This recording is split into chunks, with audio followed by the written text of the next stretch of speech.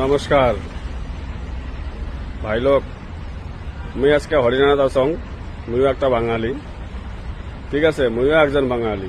কিন্তু আমার বাঙালত যে ইলেকশন হয়, যে মারপিট ঝগড়া ক্যাসাল, কার মাথা কায় ফাটায়, কিন্তু এখানে হরিয়ানাতে আজকে ইলেকশন হইতেছে, কোনো ক্যাচাল ঝগড়া কিচ্ছু নেই। একদম বোঝাই যায় না যে এখানে মানে ইলেকশন হইতেছে, ভোট হইতেছে, মানে একদম শান্তভাবে, একদম মানে এত শান্ত, এত ভদ্রতা এখানকার ইলেকশন। আর আমাদের পশ্চিম বাংলার ইলেকশন মানে সবাই হলো কি করে সরকারি টাকা বেইমানে খাইতে পারি, এই জন্য কার মাথা কে ফাটাবে, কার বাড়ি কে ভাঙবে।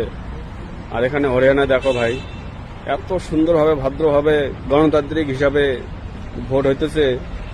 আপনারা মানে যদি এসে দেখতে পারতেন না, তাহলে বলতেন যে আমাদের মানে পশ্চিম বাংলার মধ্যে এত third class election, third class মানে পলিটিক্স হয়।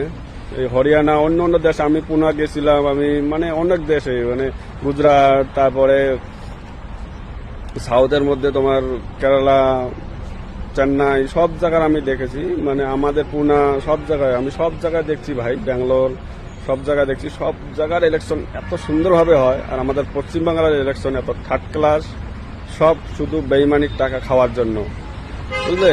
ওই এক প্যাক